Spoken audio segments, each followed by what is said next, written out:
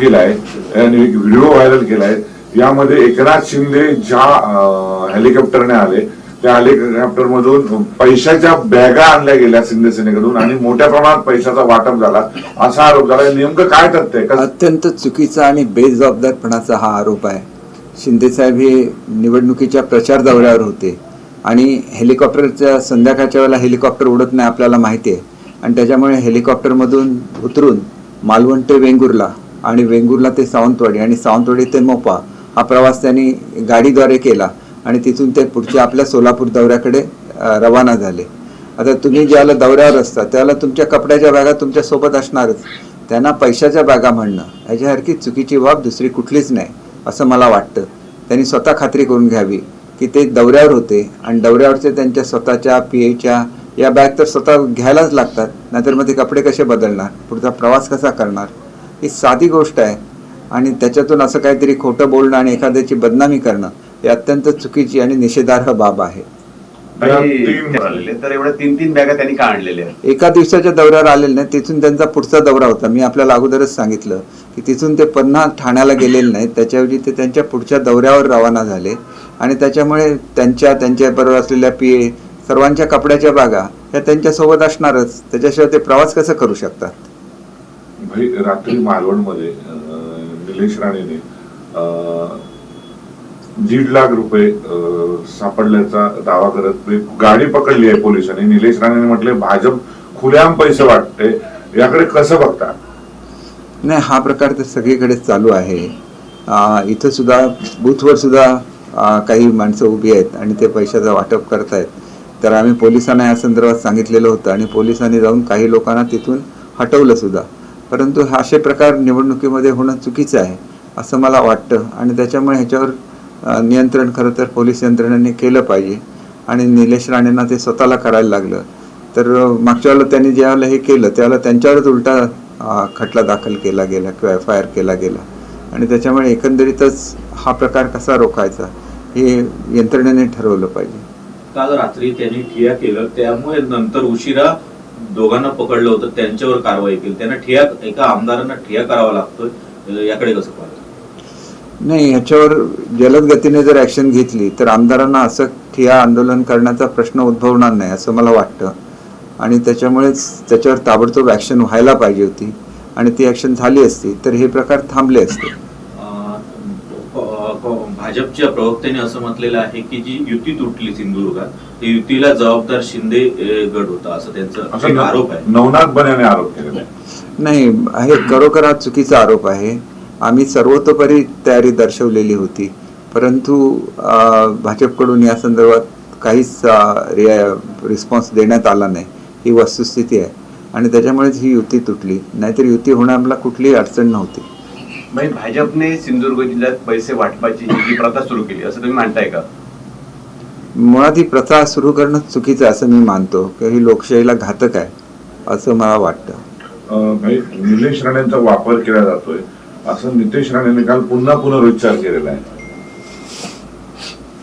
हे बघा, वापर केला जातो असं म्हणणं चुकीचं आहे. निवडणुका शेवटी स्वतंत्र लढवल्या जातो, त्याला ते सुद्धा आपली निवडणूक लढवणार आपल्या पद्धतीने आणि भाजपने सुद्धा आपल्या पद्धतीने आपली निवडणूक लढवलेली आहे.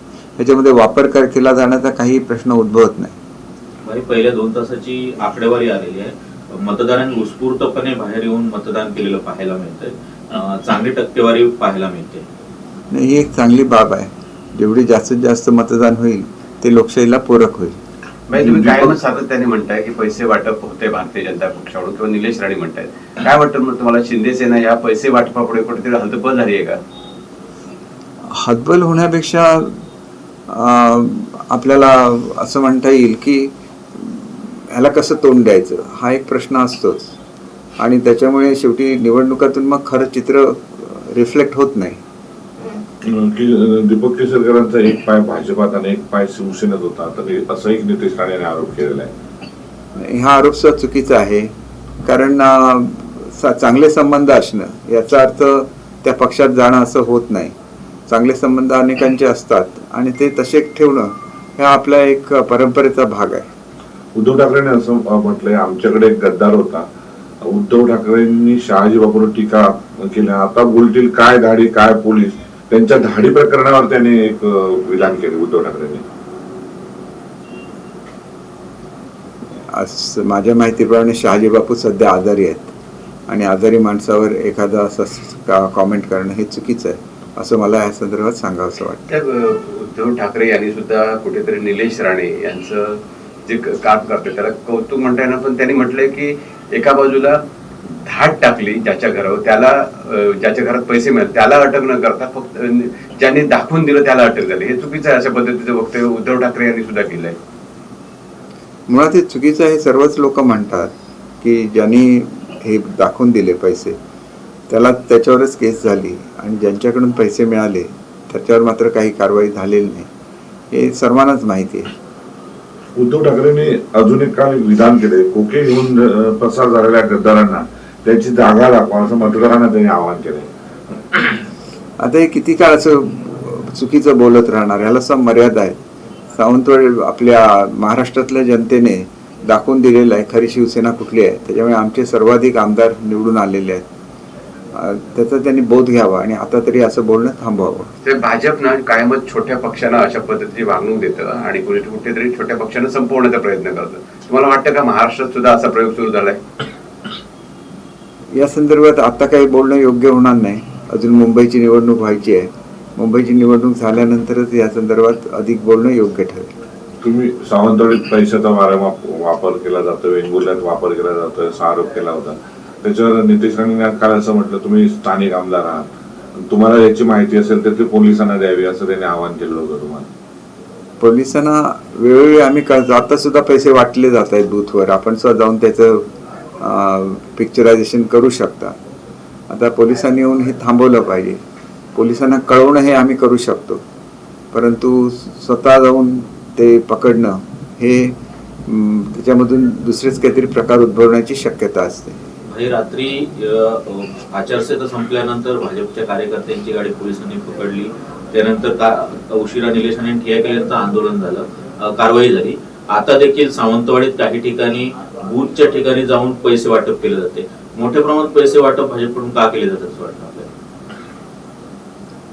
हा एक निवडणुका जिंकण्यासाठी केलेला प्रकार आहे आणि त्याच्यामागे त्यांचा उद्देश काय आहे हे शेवटी सर्वांनाच माहिती आहे की काही नेतृत्व संपवायची याच्यासाठी वारेमाप पैशाचा वापर केला जातो. काल आशिष शेलार यांनी सांगितलं की रवींद्र चव्हाण यांच्यावर जे आरोप केले जातात ते पूर्णतः खोटे आहेत आणि भाजप हे सहन करणार नाही असंही त्यांनी सांगितलेलं आहे. मी तर स्वतः कधी आरोप केलेले नाही आहे, परंतु आरोप केले असेल तर त्याची योग्य ती उत्तरं दिली गेली पाहिजेत असं मला वाटतं. भाई शेवटचा प्रश्न, 20,000 मतदान करणार आहे सावंतवाडीत, मग चुरस पाहायला मिळते. तुम्ही मतदान करायला आता थोड्या वेळात निघणार आहात, कसं बघता? कारण ही नगरपंचायत परिषद सावंतवाडी असेल किंवा वेंगुर्ला भाजपने प्रतिष्ठेची केलेली आणि तुमच्यासाठी प्रतिष्ठेची आहे, कशा दृष्टीने बघता याकडे? नाही बघा, शेवटी लोकप्रियतेप्रमाणे निवडणुका झाल्या पाहिजेत. पैसे वाटून निवडणुकांचा रिझल्ट तयार करणं हे अत्यंत चुकीचं आहे आणि त्याला खरा निकाल असं म्हणता येणार नाही. त्याच्यामुळे लोकांनी निर्भयपणे मतदान करावं असं मी आज सुद्धा आवाहन करतो. उद्या गुलाल उधळू शकाल तुम्ही? देवाची कृपा असली तर निश्चित. 100% वाटतंय का? एवढे पैसे वाटल्यानंतर कुठेतरी मनामध्ये धाकधूक निर्माण होतेच. आता सुद्धा आपण जाऊन तिथं पिक्चरायझेशन करू शकता की पैसे खरोखर वाटले जात आहेत. 100% का वाटत नाही? कारण 25 वर्ष तुम्हाला सातत्याने लोकांनी दीपकभाई मतदान केलेलं आहे. नाही, असं आहे की अशा तऱ्हेचा पैशाचा वापर कधी झालेला नव्हता. म्हणजे निवडणुकीच्या दिवशी सुद्धा पैसे वाटायचे हा प्रकार पूर्णपणे नवीनच आहे आणि तसा तो प्रकार आज सावंतवाडीमध्ये चालू आहे. ही वस्तुस्थिती आहे. म्हणजे पोलीस यंत्रणा कमी पडतोय असं वाटतंय का एकंदर याच्यात? निश्चितपणे हे काम पोलिसांचंच असतं, तर पोलिसांनी त्याच्यावर योग्य ती कारवाई करावी. आज सुद्धा जी बाहेरून लोक आलेली आहेत त्यांना शहराच्या बाहेर घालवणं आवश्यक आहे. कारण एक निवडणुकीचा हे राहिलेलं आहे की ज्या दिवशी निवडणुका सुरू होतात त्यावेळेला बाहेरून आलेल्या लोकांना त्या ठिकाणी एंट्री दिली जात नाही. काही पुन्हा एकदा सिंधुदुर्ग जिल्ह्यात दहशत निर्माण झाली असं आपल्याला वाटतंय का? एका अर्थाने याला दहशत, आर्थिक दहशत म्हणता येईल.